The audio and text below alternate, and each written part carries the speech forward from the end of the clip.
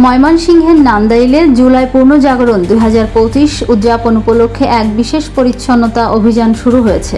বেনামে করে একটা লিখিত অভিযোগ দাখিল করেন তাহলে অন্তত ওই বিষয়টা আমাদের নলেজে আসে। ঠিক আছে, আমি চিঠি করে দেব আজকে। নান্দাইল পৌরসভার উদ্যোগে সোমবার 4 আগস্ট সকালে উপজেলা সদরের নান্দাইল পুরাতন বাজারে এই কর্মসূচির উদ্বোধন করা হয়।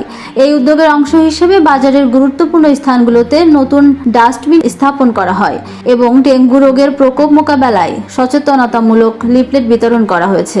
অনুষ্ঠানে বিশেষ অতিথি হিসেবে উপস্থিত ছিলেন নান্দাইল উপজেলা সহকারী কমিশনার ভূমি ও পৌর প্রশাসক মোহাম্মদ ফয়জুর রহমান, নান্দাইল বাজার কমিটির অর্থ সম্পাদক সাদেকুল ইসলাম ঝিনুক।